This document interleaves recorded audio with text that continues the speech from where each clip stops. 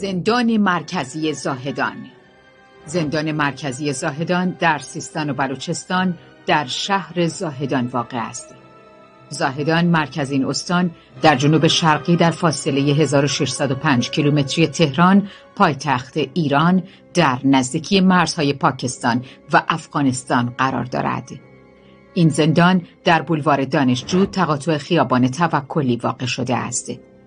این زندان که یکی از بزرگترین مراکز نقض حقوق بشر در ایران به شمار می رود، زندان زاهدان با 8 بند با جمعیتی بیش از ظرفیت موجود است که جمعیت بندهای 7 و 8 به ترتیب حدود 500 و 600 نفر ارزیابی شده و در بندهای دیگر نیز جمعیتی مشابه مازاد بر ظرفیت نگهداری می شود که این زندان بیش از 2000 زندانی نگهداری می شود.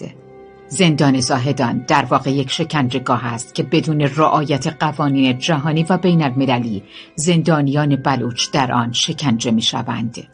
زندانیان زندان زاهدان تحت شرایط بسیار نامناسبی در این زندان نگهداری می شوند و با مشکلات مضاعفی از جمله محرومیت از تغذیه مناسب، عدم رسیدگی پزشکی، بدرفتاری مسئولین بهداری با زندانیان بیمار، عدم اعزام بیماران به مراکز درمانی خارج از زندان حتی در موارد بسیار ضروری، نبودن وسایل مورد نیاز در فروشگاه زندان، قیمت بالای مواد غذایی و کیفیت بسیار پایین آنها، نبود وسایل گرمایشی و سرمایشی حتی با هزینه‌های شخصی، محرومیت از جای خواب مناسب، رفتار نامناسب مسئولین بنیاد تعاون با زندانیان، ندادن حقوق متناسب با ساعات کار زندانیان در بخش اشتغال و تهدید آنها به اخراج و انتقال به قرنطینه در صورت اعتراض مواجه هستند.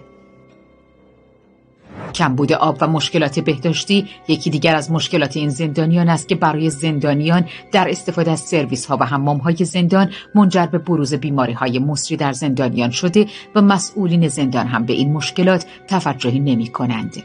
زندانیان بلوچ بارها از رفتار و برخورد مسئولان زندان با زندانیان انتقاد کرده و گفتند که با آنها مثل حیوان رفتار می شود و آنها را مورد ضرب و شتم قرار می دهند.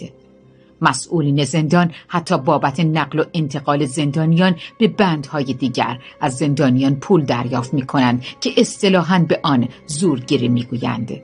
همچنین مدیر زندان بارها جیره و سهمیه نان زندانیان را کاهش داده تا زندانیان برای تأمین کمبود نان از فروشگاه زندان که در اختیار اوست نان را به قیمت بالا بخرند و زندانیانی که توانایی خرید نان را ندارند گرسنگی می کشند. مسئولین زندان بارها زندانیان را تهدید کردند که اخبار زندان از جمله کمبودهای غذایی را به بیرون خبررسانی نکنند و الا تبعید خواهند شد. شرایط نامناسب و فشار بالا بر زندانیان به حدی بوده که بارها زندانیان اقدام به خودکشی کرده اند. اعدام در زندان مرکزی زاهدان. در آبان ماه 1392 در انتقام کشته شدن تعدادی از مرزبانان ایران 16 نفر از زندانیان محبوس در زندان زاهدان به دار آویخته شدند. دادستان عمومی و انقلاب وقت زاهدان آن را مقابله به مصر عنوان کرد و گفت در پاسخ به شهادت مرزبانان شهرستان سراوان 16 نفر از اشرار متصل به گروهک‌های معاند نظام را اعدام کردیم. در 8 اردیبهشت 1395 دست کم 8 زندانی در این زندان به دار آویخته شدند و بالاخره 16 خرداد ماه 12 زندانی بلوچ در این زندان اعدام شدند. جان باختن زندانیان به دلیل عدم رسیدگی پزشکی. چندین زندانی در زندان مرکزی زاهدان به علت عدم رسیدگی پزشکی و بی‌توجهی مسئولین به جان زندانیان جان خود را از دست داده اند.